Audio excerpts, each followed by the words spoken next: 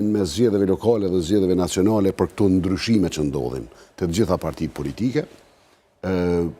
Është shkencën veti, okej, duhet me punu, mirë po mos harroni që Kosova është tu përballë me një logjik jashtëzakonisht populiste të partisë që i fiton zgjedhjet, që përdor metoda që i dim, drejtën më ju tregu, kushdo që i ka studiu këto tema e din që janë ato metoda, e di që janë kriptosilogjizmat që përdoren këtë kohën për me lon faj, me thonë, për i quj kriptosilogjizma, e di që pak kush e kupton me ju thonë kështu, sistemi që e përdor është shumë i thjesht.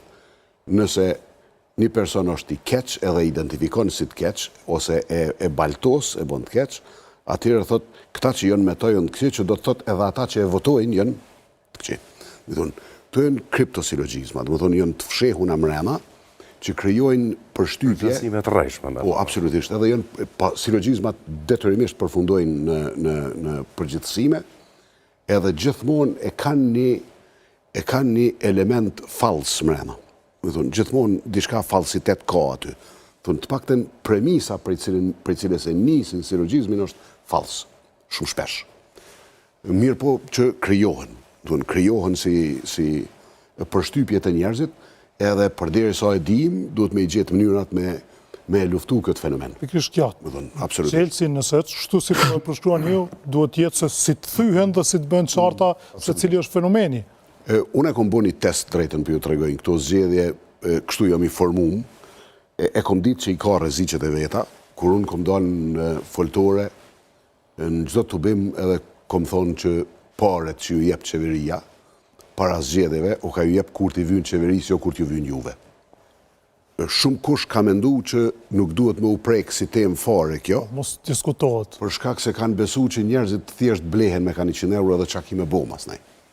Unë besoj që duhet me u shku kontra veprimeve të këqija të qeverisë, cilat do qofshin ato. Mirë po, gjithmonë është te hiholl ashtu.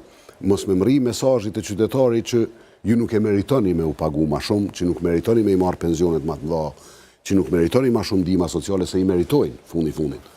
Po ka qenë ajo tema e holl me mri deri te një fjali që po ju jep kur po i vyjnë ati, jo kur po ju vyjnë juve.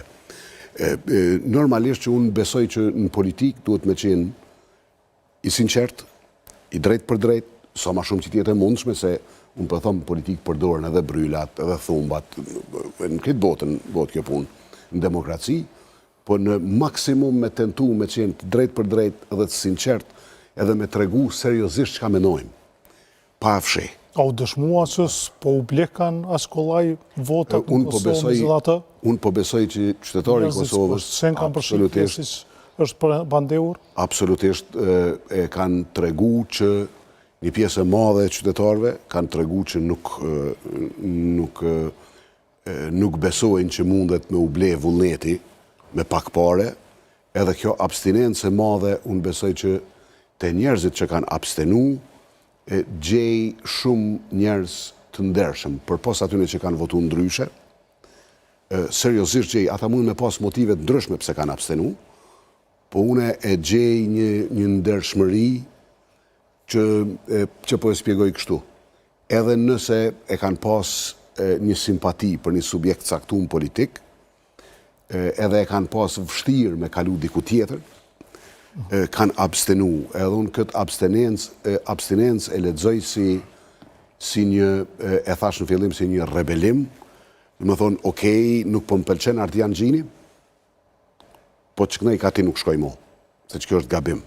Edhe kjo metet punë për mu, për aleancën, për secilin prej antarëve të aleancës, me pas kujdes për shkak se edhe me mësu, edhe na me mësu, për shkak se mashtrimi i vazhdueshëm, diku ka me u kput, nuk vazhdon gjithmonë.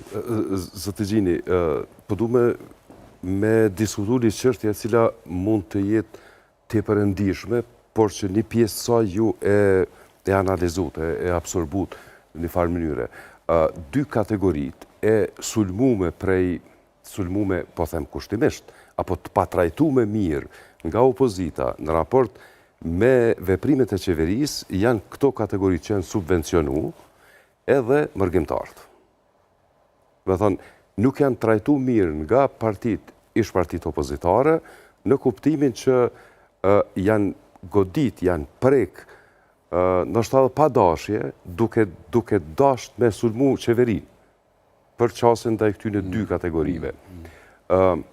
Ju e shpjegu çështjen e thatë që keni pas madje edhe test elektoral, çështjen e subvencioneve, po me mërgjimtarët, cila është qasja juj dhe kjo që po e them është në dritën e faktit që rajoni ku Aleanca ka performancën më të mirën është një rajon që ka një mërgat shumë të madhe. Do të thonë rajoni Deçanit ka shumë mërgat, rajoni